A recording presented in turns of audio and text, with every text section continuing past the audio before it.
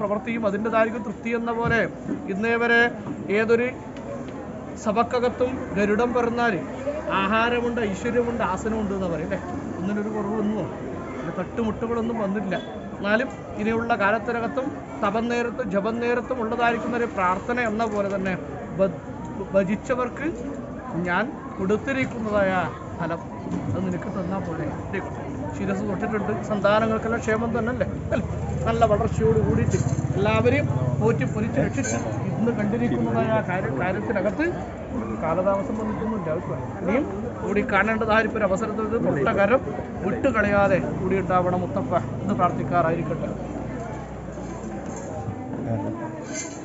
കൊടുത്തു കൊള്ളയണം വിദ്യ മുത്തപ്പനെ കാണുമ്പോൾ ആനയുടെ തുമ്പിക്കുന്നതും വെള്ളരിക്ക് കൊടുക്കണമെന്നാണ്. മുത്തപ്പനെ കാണുമ്പോൾ കൊണ്ടുവന്നിരിക്കും ഒരു ധനത്തെ കൊണ്ട് അനുഗ്രഹങ്ങളൊക്കെ മുത്തപ്പൻ തന്നാൽ പോലെ നാളെ ഉള്ളതായിരിക്കുന്ന വഴികളൊക്കെയും ഇന്ന് തേടിപ്പിടിച്ച്